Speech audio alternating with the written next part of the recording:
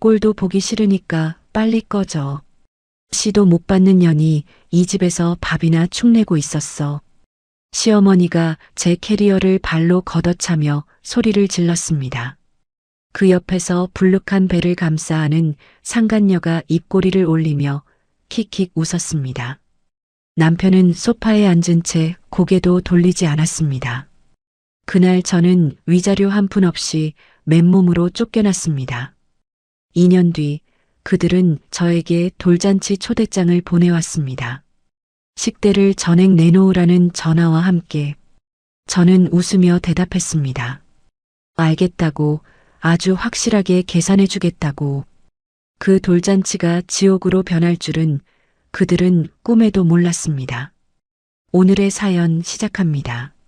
수요일 오전 강남 본사 대표실 창으로 4월의 햇살이 쏟아져 들어왔습니다. 저는 결제 서류 위에 볼펜을 내려놓고 목을 좌우로 돌렸습니다.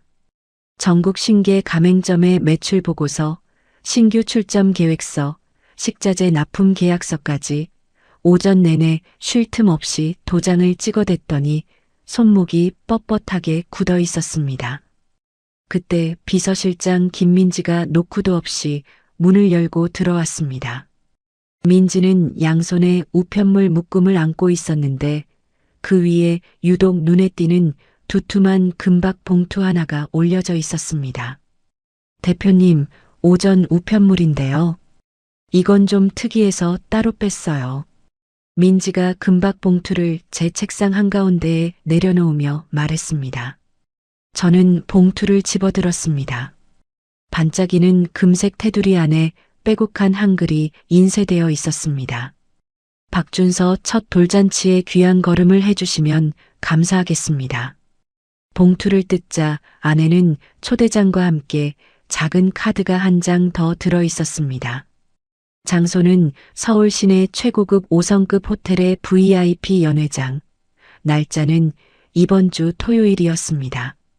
카드 하단에는 유라 명의의 축의금 계좌번호가 굵은 글씨로 박혀 있었습니다.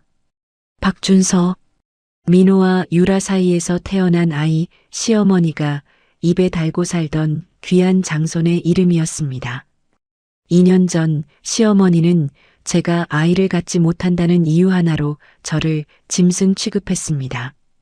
민호와 불륜을 저지른 유라가 임신했다는 소식에 시어머니는 두 팔을 벌려 유라를 맞아들였고 저에게는 짐을 싸서 나가라는 말뿐이었습니다. 쫓겨나던 날 유라가 불룩한 배를 양손으로 감싸 안고 현관 앞에 떡 버티고 서 있던 모습이 떠올랐습니다. 언니 미안해요. 근데 어쩌겠어요. 시어머니가 저보고 들어오래서. 유라가 입꼬리를 올리며 고개를 까딱였습니다. 시어머니는 유라 옆에서 팔짱을 낀 채 제 캐리어를 발로 걷어찼습니다. 꼴도 보기 싫으니까 빨리 꺼져. 시도 못 받는 년이 이 집에서 밥이나 축내고 있었어. 민호는 거실 소파에 앉아 고개도 돌리지 않았습니다. 저는 캐리어 손잡이를 잡고 현관문을 나섰습니다. 등 뒤에서 유라의 킥킥거리는 웃음소리와 시어머니의 삿대질이 복도 끝까지 따라왔습니다. 그날 이후 2년 저는 길거리 포장마차 하나로 시작해 잠을 줄이고 일을 악물었습니다. 새벽 4시에 시장에서 재료를 떼어오고 밤 12시까지 혼자 홀을 닦았습니다. 손톱이 갈라지고 허리가 꺾여도 멈추지 않았습니다. 그 결과가 지금 이 자리, 전국 신계 가맹점을 거느린 대형 프랜차이즈 가온의 대표실이었습니다. 저는 초대장을 책상 위에 탁 내려놓았습니다. 민지 씨, 이거 누가 보낸 건지 발신인 확인돼요? 우편물에 별도 발신인 표기는 없었는데요. 혹시 아시는 분이에요? 민지가 눈을 동그랗게 뜨며 물었습니다. 저는 대답 대신 초대장을 손가락으로 톡톡 두드렸습니다. 바로 그 순간 책상 위에 놓아둔 제 개인 휴대폰이 진동을 울렸습니다. 화면에 뜬 번호를 보는 순간 제 손가락이 멈췄습니다. 2년 동안 단 한 번도 연락이 없던 전 시어머니의 번호였습니다. 저는 천천히 전화를 받아 귀에 가져다 댔습니다. 여보세요. 야, 윤지원이지. 나야 나. 시어머니의 쉰 목소리가 귀를 찔렀습니다. 2년이 지나도 달라진 게 하나도 없는 사람을 깔아뭉개는 그 말투였습니다. 초대장은 받았겠지. 이번 토요일에 우리 준서 돌잔치 하는 거 알지? 네, 방금 확인했습니다. 그래서 말인데 너 이제 좀 번다며. 인터넷에 다 나오더라. 돈 좀 벌었으면 이 집안에서 밥 먹고 잠자며 은혜 입은 거 갚아야 할 거 아니야. 시어머니가 기침 한 번 하더니 목소리를 한 톤 높였습니다. 토요일 날 호텔로 직접 와. 식대 전액 내가 계산해. 염치가 있으면 그 정도는 해야지. 저는 수화기를 쥔 손에 힘을 주었습니다. 손등 위로 핏줄이 돋아올랐습니다. 2년 동안 연락 한 통 없다가 돈이 궁하니 전화를 걸어온 것이었습니다. 저를 내쫓아 놓고도 여전히 호구로 보는 그 뻔뻔함에 심장이 빠르게 뛰기 시작했습니다. 하지만 저는 입꼬리를 천천히 끌어올렸습니다. 알겠습니다, 어머님. 토요일에 직접 가겠습니다. 아주 확실하게 계산 치러드릴게요. 그래, 그래야 사람이지. 빈손으로 오지 말고. 시어머니가 코웃음을 치며 전화를 끊었습니다. 저는 꺼진 화면을 한참 내려다보다가 휴대폰을 책상 위에 놓았습니다. 민지 씨. 네, 대표님. 목요일부터 주말까지 잡혀있는 일정 전부 취소해 주세요. 민지가 태블릿을 꺼내 일정표를 확인하더니 눈을 크게 떴습니다. 전부요? 목요일에 투자사 미팅이랑 금요일 신규 매장 현장 점검도 다 빠지시게요? 전부 다요. 대신 법무팀 강도윤 변호사한테 긴급 미팅 잡아주시고 사설 정보업체 박 소장한테도 오늘 중으로 연락 넣어주세요. 민지가 고개를 끄덕이며 빠르게 메모를 했습니다. 저는 서랍에서 정보업체 전용 계좌가 적힌 메모를 꺼냈습니다. 그리고 착수금 입금을 위해 휴대폰 뱅킹 앱을 열었습니다. 목요일 오전 김민지가 밤사이 정보업체에서 도착한 급행 보고서를 가져왔습니다. 저는 커피잔을 옆으로 밀어놓고 봉투를 뜯었습니다. 첫 장부터 눈이 휘둥그레졌습니다. 민호는 제가 성공시킨 가온의 메뉴 구성과 인테리어를 그대로 베껴서 매장을 열었다가 1년도 못 버티고 문을 닫은 상태였습니다. 남은 건 밀린 임대료와 식자재 외상값, 거기에 사채까지 끌어다 쓴 빚더미뿐이었습니다. 시어머니는 아들의 빚을 틀어막겠다고 살던 아파트를 제3금융권에 담보로 넘겼는데 이자를 못 갚아서 경매 직전까지 몰린 상황이었습니다. 더 가관인 건 유라였습니다. 남편이 파산 직전인데도 유라는 카드 돌려막기로 명품을 사들이고 있었습니다. 보고서 마지막 장에는 유라가 이번 돌잔치를 초호화로 기획한 진짜 이유가 적혀 있었습니다. 하객들에게 걷어들인 축의금으로 자기 카드값과 밀린 빚을 갚으려는 속셈이었습니다. 초대장 하단에 축의금 계좌번호를 굵직하게 박아놓은 것도 그래서였습니다. 저는 보고서를 덮고 의자 등받이에 몸을 기댔습니다. 돌잔치가 아니라 축의금 수금 행사였던 겁니다. 그때 민지가 급하게 문을 두드렸습니다. 대표님, 1층 매장에서 연락이 왔는데요. 손님 한 분이 홀 한가운데서 물건을 던지고 소리를 지르고 있대요. 민지가 태블릿에 실시간 CCTV 화면을 돌려 보여줬습니다. 화면 속에서 흰 머리를 질끈 묶고 팔을 휘두르는 여자가 보였습니다. 전 시어머니였습니다. 보안팀한테 연락해서 홀 입구에 대기시켜주세요. 제가 직접 내려갈게요. 그리고 매장 CCTV 녹화 상태 확인하시고 절대 끄지 마세요. 저는 엘리베이터를 타고 1층으로 내려갔습니다. 매장 유리문을 열자마자 시어머니의 날카로운 고함이 귀를 때렸습니다. 이 도둑년이 우리 집 돈을 훔쳐서 이런 가게를 차린 거야. 다 우리 민호 거라고. 시어머니가 테이블 위에 물컵을 집어 바닥에 내리꽂았습니다. 유리 파편이 타일 위로 튀어나갔습니다. 점심시간을 앞두고 자리를 잡은 손님 대여섯 명이 의자에서 벌떡 일어나 뒤로 물러섰습니다. 어머님, 저는 카운터 옆을 지나 홀 한가운데로 걸어갔습니다. 시어머니가 고개를 확 돌렸습니다. 2년 만에 마주한 시어머니의 얼굴에는 깊은 주름이 패여 있었고 눈 밑에는 검은 그늘이 짙게 내려앉아 있었습니다. 야, 윤지원. 너 전화 받고도 돈을 안 보내니까 내가 직접 온 거야. 시어머니가 저를 향해 손가락질을 하며 한 걸음 다가왔습니다. 토요일 돌잔치 호텔 예약금 1,000만 원. 당장 현찰로 내놔. 지금 당장. 어머님, 여기는 손님들이 식사하시는 곳입니다. 할 말씀이 있으시면 위층 사무실로 올라가시죠. 사무실은 무슨 사무실이야?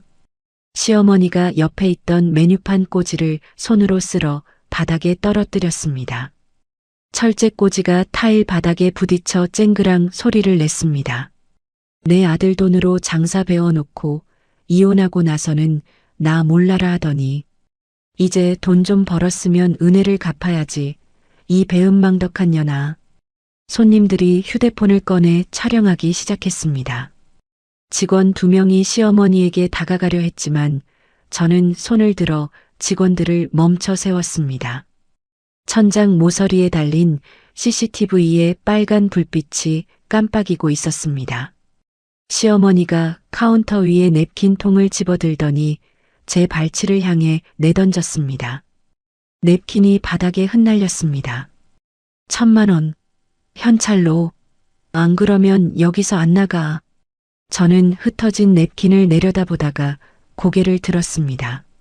시어머니의 충혈된 눈과 시선이 부딪혔습니다. 어머님, 알겠습니다. 토요일에 호텔로 직접 가져다 드리겠습니다. 1,000만 원 현찰로요. 시어머니의 눈이 커졌습니다. 거칠게 숨을 몰아쉬던 시어머니가 입술을 핥으며 한 발 물러섰습니다. 진짜지. 말 바꾸면 가만 안 둬. 약속드립니다. 저는 또박또박 말했습니다. 시어머니가 코를 훌쩍이며 핸드백 끈을 어깨에 걸쳤습니다. 그래야 사람이지. 토요일에 봐. 시어머니가 어깨를 으쓱하며 매장 문을 밀고 나갔습니다. 유리문이 닫히고 시어머니의 뒷모습이 인도 너머로 사라질 때까지 저는 그 자리에 서서 지켜보았습니다. 저는 돌아서며 민지에게 전화를 걸었습니다. 민지 씨, 강도윤 변호사님한테 지금 바로 올라와 달라고 해주세요. 흥신소 박 소장님도 같이요. 30분 뒤 대표실 소파에 두 남자가 나란히 앉았습니다.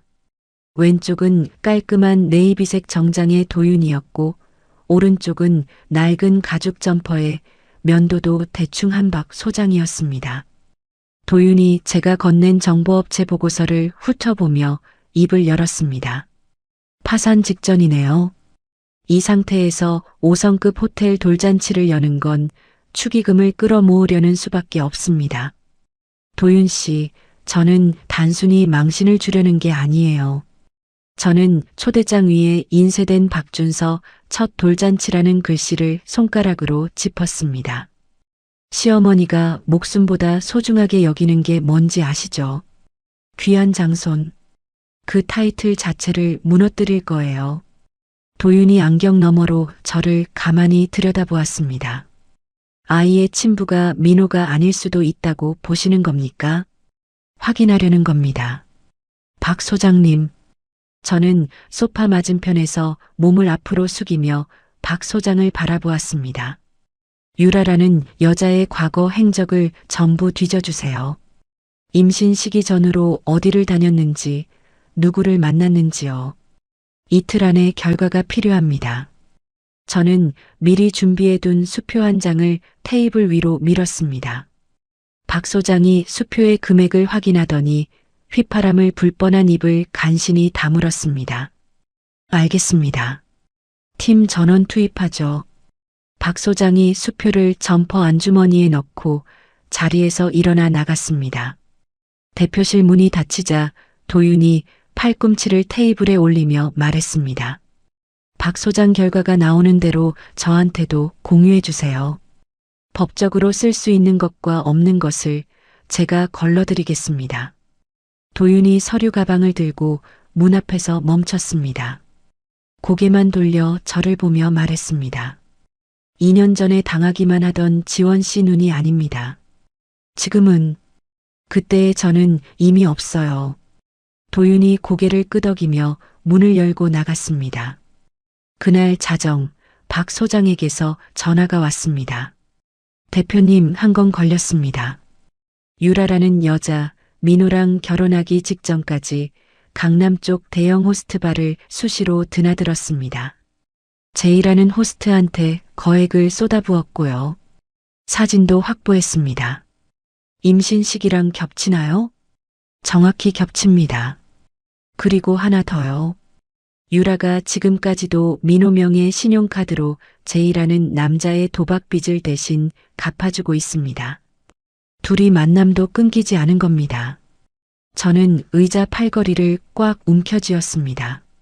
손끝에서 올라오는 미세한 떨림은 분노가 아니라 확신이었습니다. 수고하셨습니다. 확보한 자료 전부 암호화해서 내일 아침까지 강도윤 변호사님 사무실로 보내주세요. 전화를 끊고 저는 도윤에게 문자를 보냈습니다. 내일 아침 박 소장 보고서 확인하시면 바로 연락주세요. 유전자 검사가 필요합니다. 잠시 뒤 도윤에게서 답장이 왔습니다. 24시간 급행 검사가 가능한 곳을 알아보겠습니다. 저는 휴대폰을 내려놓고 의자 등받이에 깊이 몸을 묻었습니다. 토요일까지 남은 시간은 이틀이었습니다. 금요일 아침 박 소장에게서 전화가 왔습니다. 대표님, 샘플 확보했습니다. 어떻게요? 제 직원 한 명을 도시가스 검침원으로 위장시켜서 민호네 집에 들여보냈습니다. 시어머니가 현관에서 검침 서류에 정신이 팔린 사이에 거실에 있던 아기 공갈 젖꼭지랑 입 닦은 티슈를 지퍼백에 넣어서 빠져나왔고요. 제이 쪽은요? 강 변호사님이 직접 나서셨습니다. 제이가 자주 가는 도박장 근처에서 잠복하다가 그 남자가 피우고 버린 담배꽁초를 여러 개 확보했습니다. 저는 책상 위에 놓인 시계를 보았습니다. 오전 9시 17분이었습니다. 토요일 돌잔치까지 남은 시간은 하루하고도 반나절이었습니다. 박 소장님, 샘플은 지금 어디에 있어요? 강 변호사님이 2건 다 가지고 계십니다.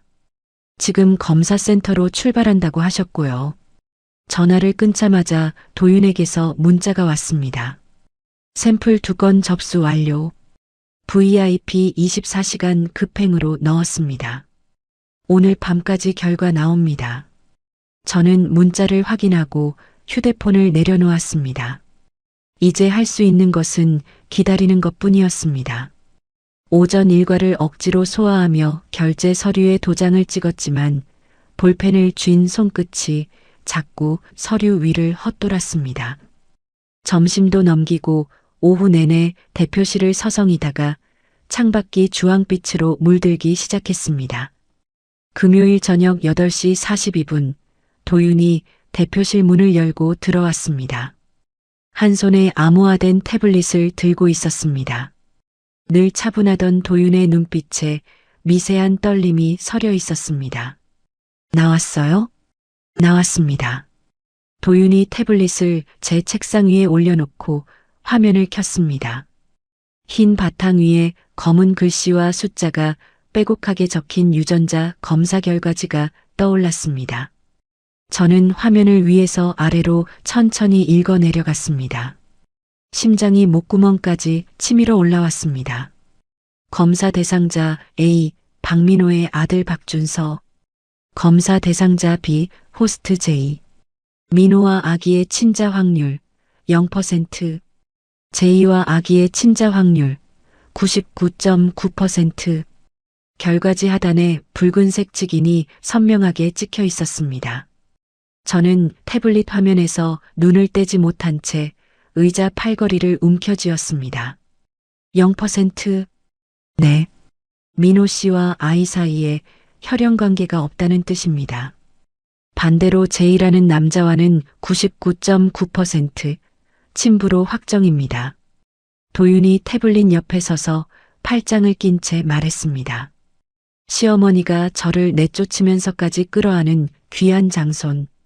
대를 잇는다며 불륜녀를 안방에 들인 이유, 저를 불임이라 짓밟고 쫓아낸 이유, 그 모든 것의 중심에 있던 아기가 민호의 핏줄이 아니었습니다.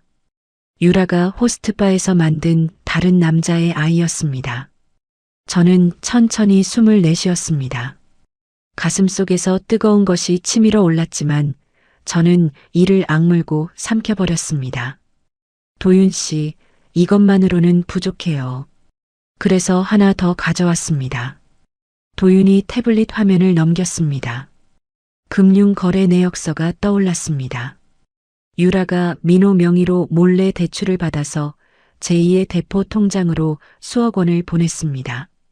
날짜, 금액, 계좌번호 전부 확인됐고요. 저는 거래 내역을 한 줄 한 줄 읽어 내려갔습니다. 송금 날짜만 23건, 금액을 합치면 3억이 넘었습니다. 남편 이름으로 빚을 내서 다른 남자에게 갖다 바친 겁니다. 도윤 씨, 내일 돌잔치에서 이 자료들을 전부 쓸 거예요. 도윤이 안경을 벗어 셔츠 자락으로 닦으며 고개를 끄덕였습니다. 예상은 했습니다. 어떤 방식으로 쓸 건지 말씀해 주시면 법적으로 선을 잡겠습니다. 저는 의자에서 일어나 창가로 걸어갔습니다. 돌잔치 영상 송출은 호텔 영상팀이 담당하죠? 보통은 그렇습니다.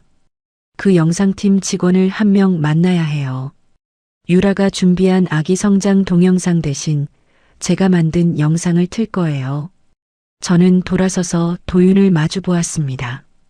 유라의 호스트바 사진, 매장에서 시어머니가 난동 부린 CCTV, 그리고 유전자 검사 결과지. 이걸 하나로 편집해서 연회장 대형 스크린에 띄울 겁니다. 도윤이 잠시 입술을 다물고 저를 지켜보더니 낮은 목소리로 말했습니다. 내일 그 자리에서 전부 끝내겠다는 거군요. 네. 한 방에요. 도윤이 서류 가방에서 휴대폰을 꺼내 어딘가에 전화를 걸었습니다. 접니다. 호텔 연애 담당 매니저 연결해 주세요. 네, 급한 건입니다. 저는 도윤이 통화하는 동안 박 소장에게 문자를 보냈습니다. 호스트 제이 자택 주소 보내주세요. 내일 아침에 퀵으로 보낼 것이 있습니다. 잠시 뒤 주소가 도착했습니다. 내일 아침 제이의 자택으로 유전자 검사 결과지 사본과 돌잔치 초대장을 익명으로 보낼 겁니다. 자기 핏줄이라는 사실을 알게 된 남자가 가만히 앉아 있을 리 없었습니다. 도윤이 통화를 마치고 돌아왔습니다. 호텔 영상팀 직원, 오늘 밤 11시에 호텔 로비에서 만나기로 했습니다. 고마워요, 도윤 씨. 한 가지 더요. 민호한테 돈을 떼인 사채업자들 연락처 확보할 수 있어요? 도윤의 눈이 가늘어졌습니다. 내일 호텔에 축의금이 잔뜩 모인다는 정보를 흘리라는 겁니까? 저는 대답 대신 입꼬리를 올렸습니다. 도윤이 짧게 한숨을 내쉬며 고개를 끄덕였습니다. 알겠습니다. 제가 처리하죠. 저는 책상 서랍에서 빈 USB 하나를 꺼내 도윤에게 건넸습니다. 영상 편집은 제가 밤새 붙어서 할게요. 내일 아침까지 이 USB에 담아 놓을 테니 호텔 영상팀 직원한테 전달해 주세요. 도윤이 USB를 받아 쥐고 대표실 문을 향해 걸어갔습니다. 문손잡이에 손을 얹은 도윤이 고개를 돌렸습니다. 지원 씨, 내일 제가 옆에 있겠습니다. 저는 고개를 끄덕였습니다. 도윤이 문을 닫고 나간 뒤 저는 컴퓨터를 켜고 영상 편집 프로그램을 열었습니다. 시계는 밤 9시를 가리키고 있었습니다. 토요일 오전 저는 은행 본점 문이 열리자마자 은행장실로 안내받았습니다. 미리 연락을 넣어두었기에 빳빳한 신권 5만원권 200장이 은행 띠지로 단단하게 묶여 준비되어 있었습니다. 1,000만원짜리 현금 다발을 양손에 쥐자 묵직한 무게가 손바닥을 눌렀습니다. 저는 수행원이 들고 온 가방을 테이블 위에 올려놓았습니다. 특수 제작된 명품 크리스털 투명 가방이었습니다. 아니 훤히 들여다 보이는 이 가방에 현금 다발을 빈틈없이 채워 넣었습니다. 투명한 벽 너머로 5만원권의 초록빛이 선명하게 빛났습니다. 은행을 나서며 저는 차 안에서 도윤에게 전화를 걸었습니다.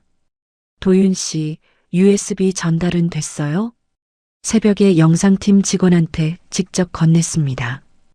유라가 준비한 USB 대신 우리 것을 꼭기로 확약받았고요. 제이한테 보낸 퀵은요? 오전 8시에 배달 완료 확인했습니다. 유전자 검사 결과지 사본이랑 돌잔치 초대장 둘 다 문 앞에 놓고 왔다고 합니다. 사채업자 쪽은요? 어젯밤에 익명 문자를 보내놨습니다. 오늘 호텔 연회장에서 민호가 수천만 원어치 축의금을 걷는다는 내용으로요.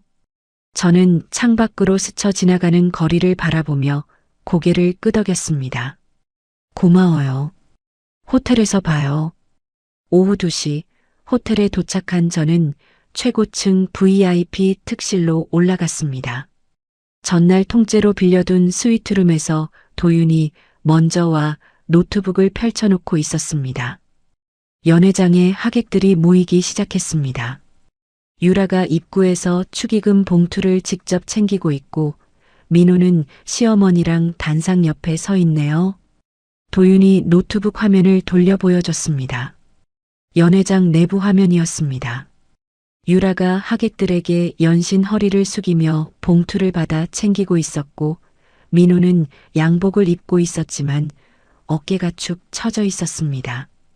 시어머니는 한복을 차려입고 하객들 사이를 돌아다니며 연신 입을 놀리고 있었습니다. 저는 전신 거울 앞에 섰습니다. 수천만 원을 호가하는 검은 정장이 몸에 빈틈없이 감겨 있었고 귀와 목에 걸린 보석들이 조명 아래서 날카롭게 빛을 쏘았습니다. 2년 전 캐리어 하나 끌고 쫓겨나던 여자의 모습은 어디에도 없었습니다. 저는 크리스털 가방을 집어들었습니다. 투명한 가방 안에서 1,000만 원의 현금 다발이 출렁였습니다. 가시죠. 수행원 2명을 대동하고 엘리베이터를 타고 연회장 층으로 내려갔습니다. 연회장 큰 문 앞에 서자 안쪽에서 웅성거리는 소리와 잔잔한 음악이 새어나왔습니다. 저는 숨을 한번 깊이 들이쉬고 문을 밀었습니다. 화려한 샹들리에 불빛이 쏟아졌습니다. 둥근 테이블마다 하객들이 빼곡히 앉아 있었고 단상 위에는 꽃으로 장식한 아기 의자가 놓여 있었습니다. 문이 열리는 소리에 가장 가까운 테이블의 하객 서너시 고개를 돌렸습니다. 그 시선이 저를 훑더니 눈이 커졌습니다. 웅성거림이 파도처럼 번져나갔습니다. 테이블마다 고개가 돌아갔고 수저를 들던 손이 멈췄습니다. 저 사람 누구야? 가온 대표 아니야? 전 며느리가 왜 여기를? 속삭임이 연회장을 채우는 사이 저는 수행원들과 함께 중앙 통로를 걸었습니다. 구두굽이 대리석 바닥을 또각또각 두드렸습니다. 크리스털 가방 안의 현금 다발이 샹들리에 빛을 받아 초록빛으로 번쩍였습니다. 시어머니가 하객들 사이에서 저를 발견하고 눈을 부릅떴습니다. 한복 고름을 움켜쥐고 성큼성큼 다가오더니 손가락을 치켜들었습니다. 야, 윤지원. 여기가 내가 올 자리. 저는 시어머니의 손가락 끝을 눈으로 한번 훑고 시선을 돌려 시어머니 옆을 스쳐 지나갔습니다. 시어머니가 허공에 멈춘 채 입을 벌리고 서 있었지만 저는 단상 중앙의 메인 테이블을 향해 걸음을 멈추지 않았습니다. 메인 테이블 앞에 도착했습니다. 유라가 분홍색 드레스를 입고 테이블 옆에 서 있었고 민호가 유라 뒤에서 축의금 봉투를 정리하다가 고개를 들었습니다. 민호의 눈이 저를 보는 순간 휘둥그레졌습니다. 지원이? 내가 왜? 저는 대답하지 않았습니다. 크리스털 가방을 두 손으로 들어 올려 메인 테이블 한가운데에 내려놓았습니다. 쾅! 묵직한 소리가 연회장에 울렸습니다. 테이블 위에 꽃병이 흔들렸고 가까운 테이블에 앉은 하객들이 움찔했습니다. 투명한 가방 안의 신권 다발이 모든 하객들의 시선을 빨아들였습니다. 유라가 현금을 보고 눈을 크게 뜨더니 입술을 달싹였습니다.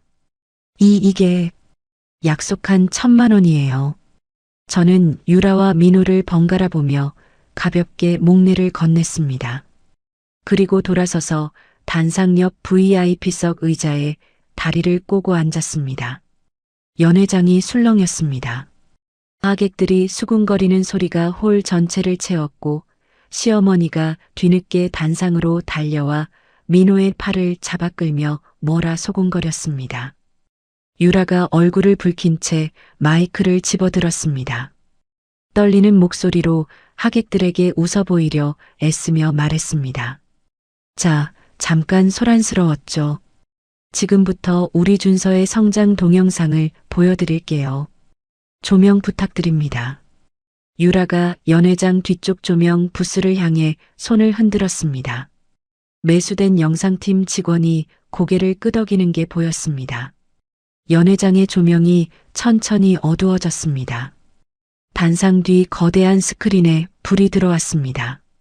하지만 화면에 나타난 것은 아기 사진이 아니었습니다.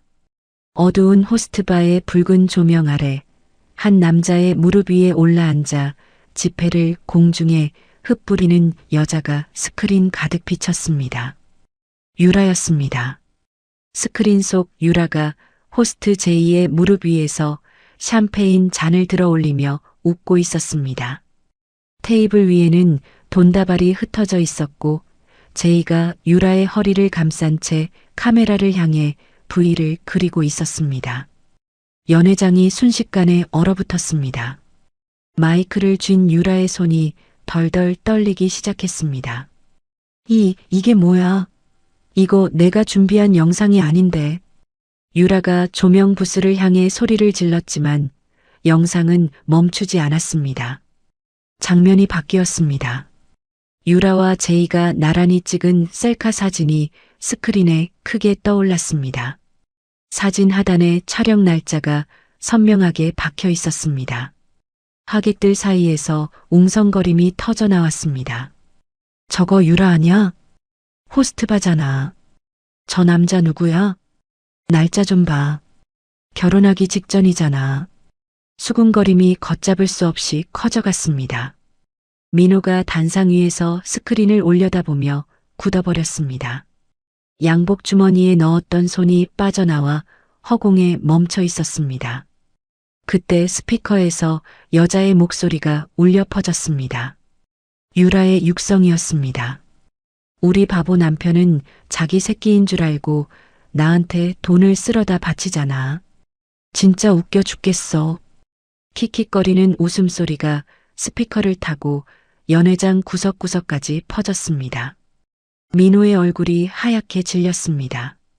입술이 파르르 떨리더니 목에서 신음이 새어나왔습니다. 유라 이게 무슨 소리야? 민호가 몸을 돌려 유라를 노려보았습니다. 유라가 마이크를 떨어뜨리며 두 손을 내저었습니다. 아냐, 이건 조작이야.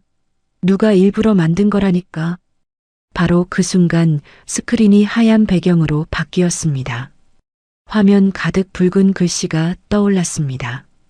유전자 검사 결과서, 검사 대상자 A, 박민호와 아들 박준서, 친자 확률 0%, 검사 대상자 B, 제이와 아들 박준서, 친자 확률 99.9%. 결과지 하단의 붉은 직인까지 스크린에 선명하게 확대되었습니다. 연회장 전체가 숨을 멈췄습니다. 찰나의 정적이 흐른 뒤 사방에서 탄식이 쏟아졌습니다. 세상에 남편 자식이 아니래. 0%라니. 아예 피가 안 섞였다는 거잖아. 호스트바 남자 자식이었어? 하객들이 자리에서 벌떡벌떡 일어났습니다. 휴대폰을 꺼내 스크린을 찍는 사람, 입을 틀어막고 옆 사람에게 매달리는 사람, 황급히 짐을 챙기는 사람. 연회장은 순식간에 뒤집어졌습니다. 시어머니가 단상 아래에서 스크린을 올려다보고 있었습니다. 입이 반쯤 벌어져 있었고 눈알이 스크린에 박힌 듯 움직이지 않았습니다. 0%가 무슨 우리 준서가 민호 자식이 아니라고? 그럼 우리 장손이. 시어머니의 목소리가 가늘게 떨렸습니다. 한복 고름을 움켜쥔 손가락이 하얗게 변해 있었습니다. 시어머니의 눈이 풀려갔습니다. 무릎이 꺾이더니 몸 전체가 앞으로 기울었습니다. 입가에 하얀 거품이 보글보글 일었습니다. 시어머니가 카페 뒤로 쓰러지며 온몸을 뒤틀기 시작했습니다. 어머니. 민호가 단상에서 뛰어내려 시어머니에게 달려갔습니다. 하지만 시어머니를 붙잡은 민호의 손이 떨리고 있었습니다. 민호의 충혈된 눈이 유라를 향해 돌아갔습니다. 유라가 뒷걸음질을 쳤습니다. 민호야. 나 말 좀 들어봐. 이건 다 거짓말이야. 누가 우리를 모함하려고. 닥쳐. 민호가 바닥에서 벌떡 일어났습니다. 두 걸음 만에 유라에게 다가간 민호가 유라의 머리채를 한 움큼 틀어쥐었습니다. 내 자식이 아니라고? 호스트바 남자 자식을 나한테 씌운 거야? 민호가 유라의 머리채를 잡아 끌며 단상 위로 내동댕이 쳤습니다. 유라의 등이 꽃 장식대에 부딪혀 화병이 와장창 깨졌습니다. 꽃잎과 유리 파편이 단상 위로 튀었습니다. 살려줘. 놓으라고. 유라가 바닥에 엎드려 기어가며 비명을 질렀습니다. 하객 두세 명이 달려와 민호의 팔을 붙잡았지만 민호는 팔을 뿌리치며 울부짖었습니다. 내 인생을 망쳐놓고 내 인생을. 접시가 바닥에 떨어져 산산조각 났고 뒤집힌 테이블에서 샴페인이 카페 뒤로 쏟아졌습니다. 아기가 울음을 터뜨렸습니다. 돌보미가 아기를 안고 연회장 구석으로 달아났습니다. 저는 VIP석에 앉은 채 그 광경을 지켜보았습니다. 다리를 꼰 채 등받이에 등을 기대고 두 손을 무릎 위에 가지런히 올려놓은 자세 그대로였습니다. 그때 연회장 큰 문이 벌컥 열렸습니다. 가죽 점퍼에 찢어진 청바지를 입은 남자가 헐레벌떡 뛰어들어왔습니다. 눈이 벌겋게 선 남자가 연회장을 둘러보다가 단상 위에 스크린을 올려다보았습니다. 아직 꺼지지 않은 스크린에 유전자 검사 결과가 붉은 글씨로 남아 있었습니다. 내 자식이 맞잖아. 남자가 이를 악물고 중얼거렸습니다. 호스트 제이였습니다. 제이가 연회장 통로를 성큼성큼 걸어왔습니다. 하객들이 양옆으로 갈라지며 길을 내줬습니다. 유라, 내 새끼를 남의 남편한테 씌워놓고 나한테는 입도 안 벌렸어. 제이가 구겨진 검사 결과지 사본을 허공에 흔들며 소리를 질렀습니다. 바닥에 엎드려 있던 유라가 고개를 들었습니다. 이마에서 피가 한 줄기 흘러내리고 있었습니다. 제이야, 여기서 이러지 마. 사람들이 보잖아. 사람들이 보면 어때? 내 피가 섞인 애를 왜 이 집구석에 묶어놓는 건데? 그리고 내 도박빚 내가 갚아준다고 해놓고 나한테 전부 떠넘겼잖아. 그 돈 당장 내놔. 민호가 유라에게서 손을 떼고 제이를 돌아보았습니다. 내가 그 호스트바 놈이야? 그래 나야. 네 마누라가 매일 밤 나한테 기어왔어. 민호가 이를 악물고 제이에게 달려들었습니다. 양복 소매가 찢어지는 소리와 함께 두 남자가 뒤엉켰습니다. 바로 그 순간 연회장 뒤쪽 문이 쾅 하고 열렸습니다. 검은 점퍼를 입은 남자 서너시 우르르 쏟아져 들어왔습니다. 선두에 선 밀머리 사내가 소리를 질렀습니다. 박민호 어디 있어? 돈 가지고 여기서 잔치를 벌이고 있었어? 민호에게 돈을 떼인 사채업자들이었습니다. 사채업자 무리가 단상 쪽으로 밀고 들어왔습니다. 바닥에서 제이와 뒤엉켜 있던 민호가 고개를 들었습니다. 민호의 얼굴이 흙빛으로 변했습니다. 사장님, 여기서 이러시면. 닥쳐. 네가 빌린 돈이 얼마인데 잔치집에서 놀고 자빠져 있어. 밀머리 사내가 민호의 양복깃을 움켜쥐고 일으켜 세웠습니다. 다른 사채업자가 단상 위 메인 테이블에 놓인 축의금 봉투 가방을 낚아챘습니다. 이거 다 축의금이지? 이것부터 가져간다. 안 돼요. 그건 제 거예요. 유라가 바닥에서 기어가며 사채업자의 다리를 붙잡았습니다. 사채업자가 유라의 손을 뿌리치며 봉투 가방을 어깨에 메었습니다. 하객들이 비명을 지르며 출구로 몰려갔습니다. 테이블이 줄줄이 뒤집어지고 의자가 나뒹굴었습니다. 고급 샴페인 병이 바닥에 부딪혀 깨지는 소리, 울음소리, 고함소리가 뒤섞여 연회장 전체를 뒤흔들었습니다. 카펫 위에 쓰러져 있던 시어머니가 눈을 반쯤 뜨고 허공을 더듬었습니다. 우리 장손, 우리 귀한 장손. 시어머니의 손이 허공을 헤맸지만 아무도 그 손을 잡아주지 않았습니다. 사람들이 시어머니의 몸 옆을 밟고 지나가며 출구를 향해 달아났습니다. 멀리서 사이렌 소리가 들려왔습니다. 구급차와 경찰차 소리가 점점 가까워지고 있었습니다. 저는 자리에서 일어났습니다. 정장 자락을 가볍게 털고 크리스털 가방은 테이블 위에 그대로 남겨두었습니다. 수행원 2명이 양옆에 섰습니다. 저는 아수라장이 된 연회장을 등지고 출구를 향해 걸었습니다. 깨진 유리 파편과 쏟아진 샴페인과 흩어진 꽃잎 사이를 지나 한 번도 뒤를 돌아보지 않았습니다. 연회장 문을 나서자 복도에 대기하고 있던 도윤이 곧바로 제 옆에 섰습니다. 끝났습니까? 아직이에요. 저 사람들이 가만히 있을 리 없으니까요. 돌잔치가 끝난 뒤 며칠간은 고요했습니다. 경찰이 연회장 난동 관련으로 민호와 제이 사채업자들을 조사한다는 소식만 간간히 들려왔을 뿐 유라 쪽에서는 아무런 움직임이 없었습니다. 하지만 저는 그 침묵을 믿지 않았습니다. 궁지에 몰린 사람이 가장 위험하다는 걸 알고 있었습니다. 수요일 아침 출근길에 민지에게서 전화가 왔습니다. 대표님, 지금 인터넷 좀 보셔야 할 것 같아요. 무슨 일이에요? 유튜브에 대표님 관련 영상이 하나 올라왔는데 실시간 검색어 1위예요. 저는 차 안에서 휴대폰을 꺼내 유튜브를 열었습니다. 메인 화면 상단에 빨간 글씨로 긴급 폭로라고 박힌 영상이 올라와 있었습니다. 조회수가 이미 200만을 넘기고 있었습니다. 영상을 재생했습니다. 얼굴에 모자이크 처리를 한 남녀가 어두운 방에 나란히 앉아 있었습니다. 여자의 목소리는 유라였고 남자의 체형은 민호였습니다. 유라가 고개를 숙이며 흐느끼기 시작했습니다. 저희가 이렇게까지 나올 수밖에 없는 이유를 알아주세요.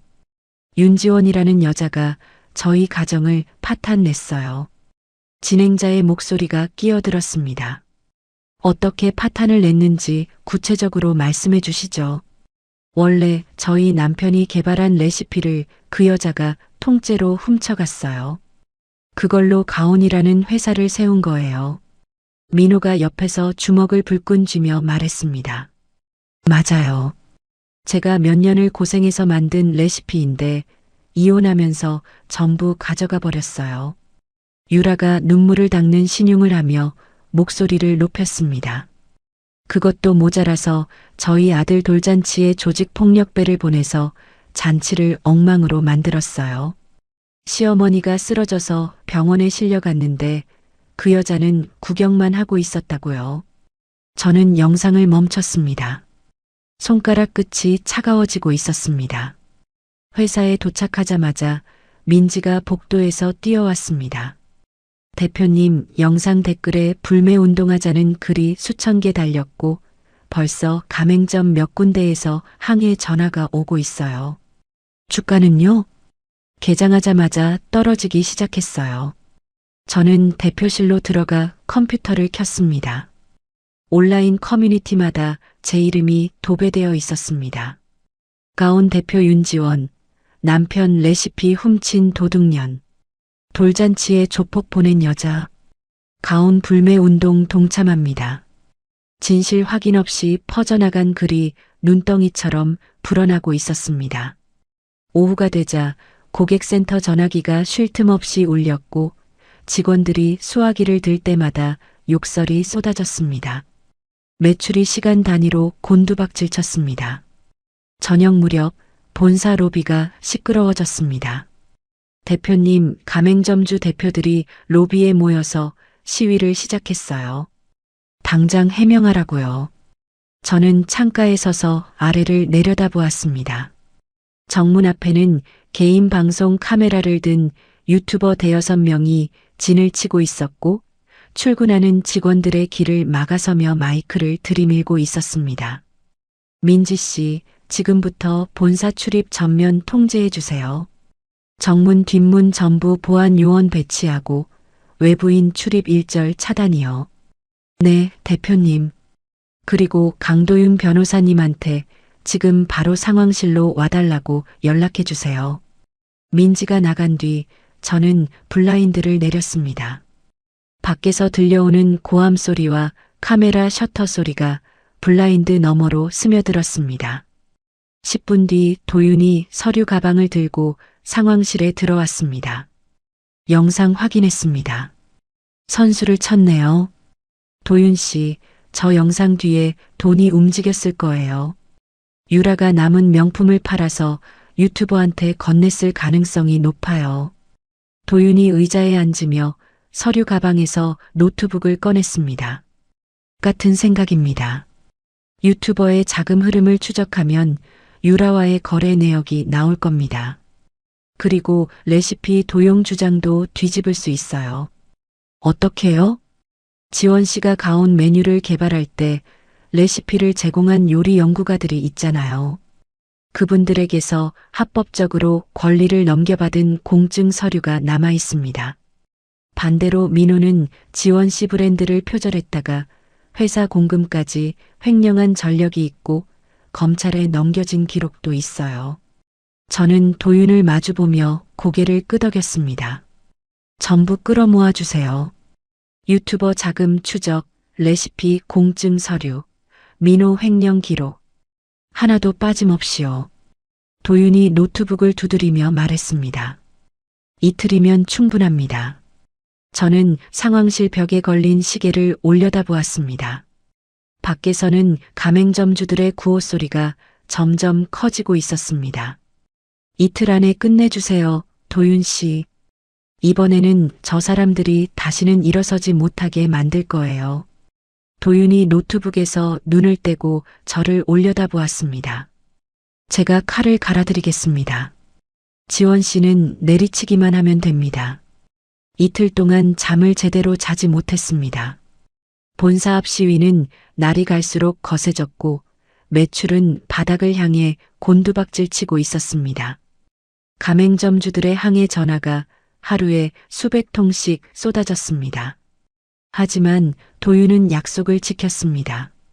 이틀째 되는 날 저녁 도윤이 두툼한 서류 봉투 3개를 들고 상황실에 들어왔습니다. 전부 확보했습니다. 도윤이 첫 번째 봉투를 열며 말했습니다. 민호가 과거에 가온 레시피를 훔치려다 실패하고 오히려 회사 공금을 횡령해서 검찰에 넘겨진 기록 원본입니다. 두 번째 봉투에서는 금융거래 내역서가 나왔습니다. 유라가 유튜버의 차명 계좌로 3억 원을 입금한 내역입니다. 자금 추적으로 합법적으로 확보했고요. 세 번째 봉투를 열자 사진 여러 장이 쏟아졌습니다. 어두운 지하 주차장에서 유라와 유튜버가 만나는 장면이었습니다. 유라가 검은 종이 가방을 유튜버에게 건네고 있었고 유튜버는 다른 손에 서류 뭉치를 들고 있었습니다. 주차장 차량 블랙박스에 찍힌 영상입니다. 유라가 유튜버에게 돈가방을 건네면서 거짓 대본을 맞추는 장면이 선명하게 남아 있어요. 저는 사진을 한 장 한 장 넘기며 입꼬리를 올렸습니다. 도윤 씨, 기자회견을 열 거예요. 언제요? 내일 오전. 언론사 기자들, 그리고 시위 중인 가맹점주 대표들까지 전부 본사 대강당으로 불러주세요. 도윤이 고개를 끄덕이며 휴대폰을 꺼냈습니다. 기자단 소집은 제가 하겠습니다. 레시피 원작자인 요리 연구가분들도 출석시킬까요? 당연하죠. 그분들이 직접 단상에 올라와서 공증 서류를 보여줘야 해요. 저는 서류 봉투 3개를 가슴에 안고 상황실을 나섰습니다. 다음 날 오전 10시 본사 대강당이 사람으로 가득 찼습니다. 기자 100여 명이 카메라와 녹음기를 들고 빼곡히 자리를 잡았고 대강당 뒤편에는 시위를 벌이던 가맹점주 대표 20여 명이 팔짱을 낀 채 서 있었습니다. 플래시가 쉴 새 없이 터지는 가운데 저는 단상 위로 올라갔습니다.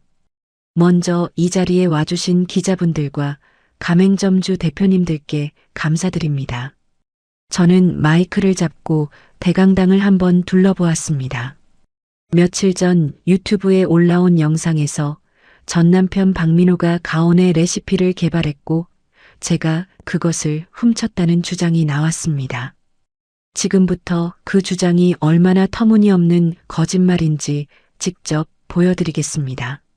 저는 단상 옆을 향해 손을 내밀었습니다. 가온의 핵심 메뉴를 만들어주신 요리 연구가 3분을 모셨습니다. 직접 올라와 주시죠. 양복을 차려입은 요리 연구가 3명이 단상 위로 올라왔습니다. 그중 가장 연장자인 백발의 남성이 마이크를 건네받아 입을 열었습니다. 저는 40년간 한식을 연구해온 사람입니다. 가온의 대표 메뉴 5가지는 제가 직접 개발해서 윤지원 대표에게 정식으로 권리를 넘긴 겁니다. 공증까지 마친 서류가 여기 있습니다. 요리 연구가가 공증 서류를 들어 올리자 플래시 세례가 쏟아졌습니다. 기자들이 서류를 향해 카메라를 들이밀었습니다. 반대로 박민호라는 사람은 이 레시피를 무단으로 베껴 쓰다가 적발된 전력이 있습니다. 자기가 개발했다는 말은 새빨간 거짓말입니다. 기자석에서 웅성거림이 번졌습니다.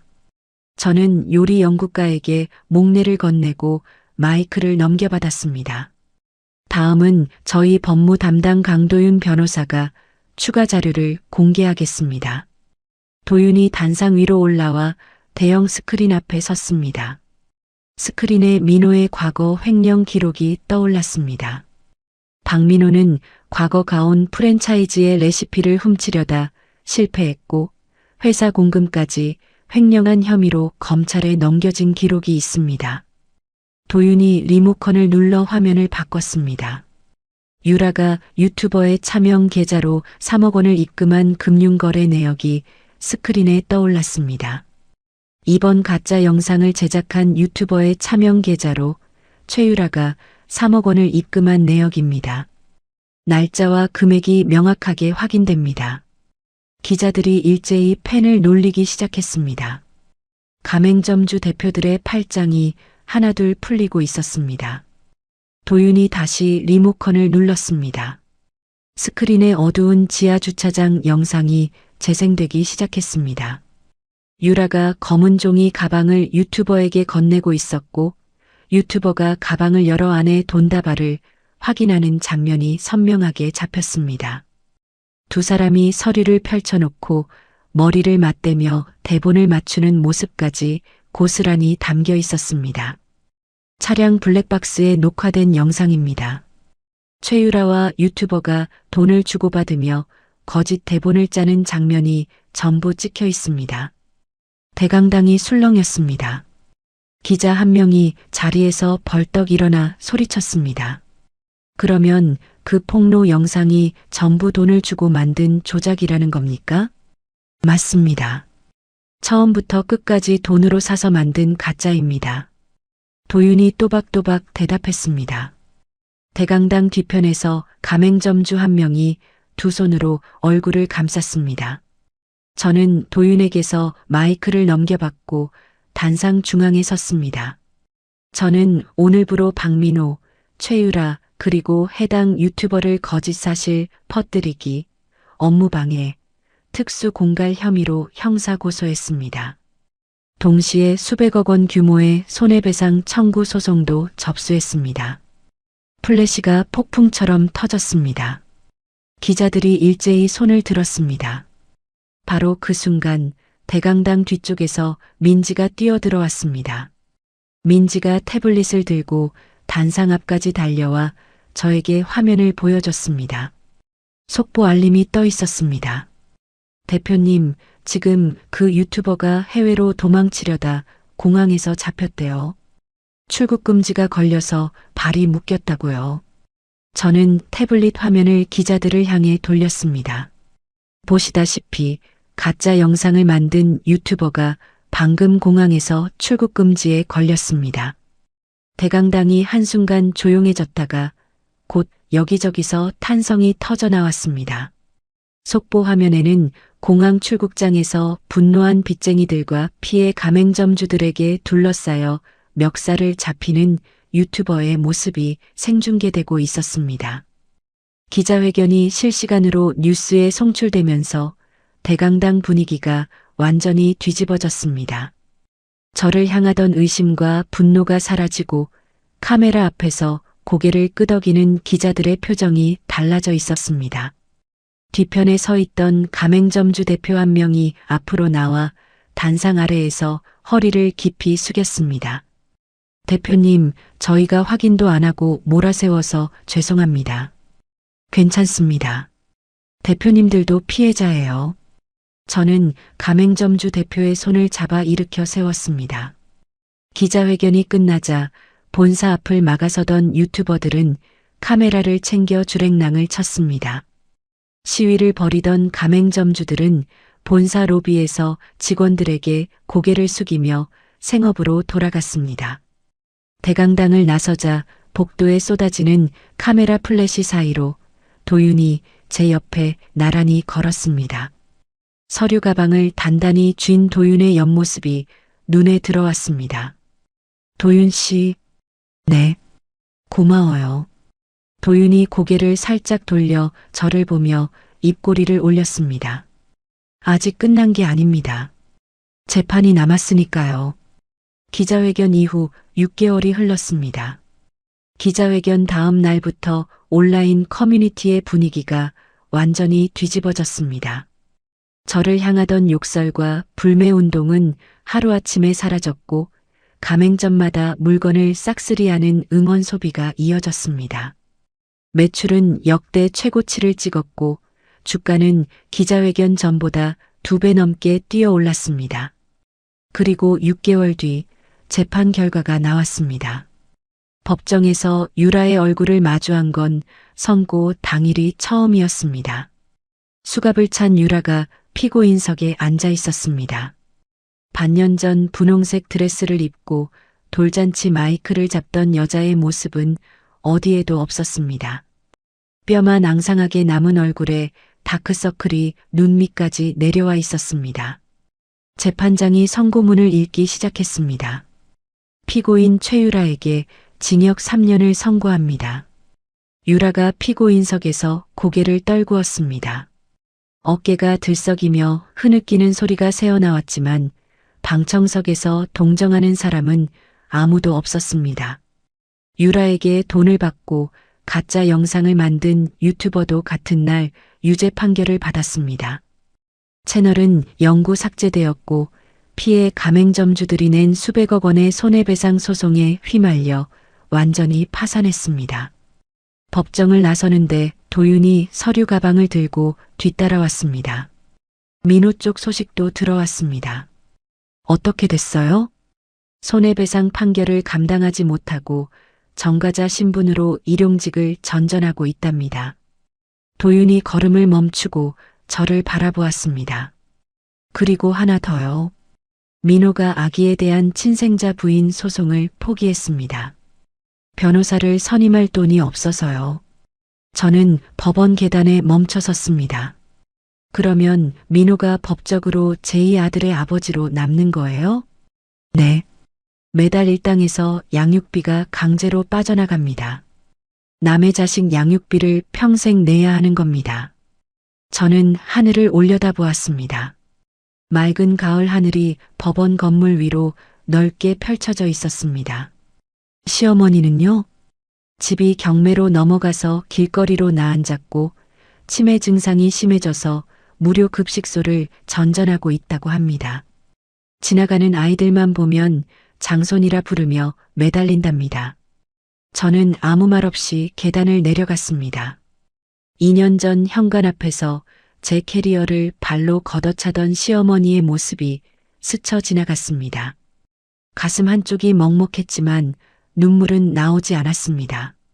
그 사람들이 스스로 선택한 길이었습니다. 제이는요? 유라가 남긴 빚을 떠안게 될까 겁먹고 아기를 보육원에 맡긴 채 야반도주했습니다. 종적을 감췄고요. 도윤이 담담하게 말했습니다. 저는 고개를 끄덕이며 법원 주차장을 향해 걸었습니다.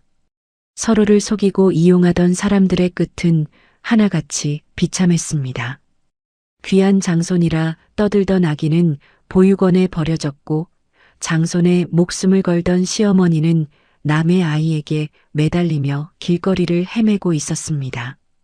그로부터 한 달 뒤 저는 새로 완공된 가온 신사옥에서 글로벌 투자 유치 론칭 파티를 열었습니다. 해외 시장 진출을 선언하는 자리였습니다. 대형 투자사 대표들과 해외 바이어들이 신사옥 대강당을 가득 채웠고 기자들의 카메라가 단상 위에 저를 비추고 있었습니다. 가온은 오늘부터 글로벌 브랜드로 도약합니다.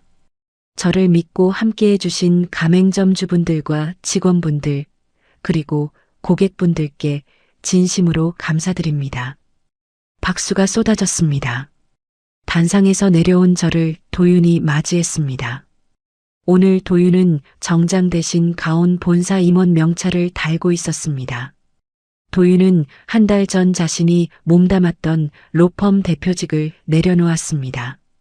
그리고 제 회사의 공동대표이자 법무총괄로 정식 합류했습니다. 축하합니다, 대표님. 도윤이 샴페인 잔을 건네며 말했습니다. 저는 잔을 받아들며 도윤의 눈을 바라보았습니다. 대표님이라니. 이제 같은 대표끼리 그렇게 딱딱하게 부를 거야? 도윤이 잠깐 멈칫하더니 입꼬리를 올렸습니다. 축하해, 지원아. 고마워, 도윤아. 론칭 파티가 끝난 밤, 저는 도윤과 함께 신사옥 최고층 스카이라운지 테라스로 올라갔습니다. 유리난간 너머로 서울 도심의 야경이 끝없이 펼쳐져 있었습니다. 수만 개의 불빛이 검은 하늘 아래서 반짝이고 있었습니다. 바람이 불어왔습니다. 저는 난간에 기대어 서서 샴페인 잔을 들었습니다. 도윤이 제 옆에 나란히 서서 같은 곳을 바라보고 있었습니다. 도윤아. 응.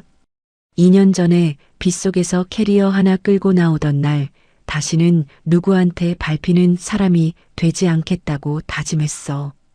저는 야경을 내려다보며 말했습니다. 근데 혼자였으면 여기까지 못 왔을 거야.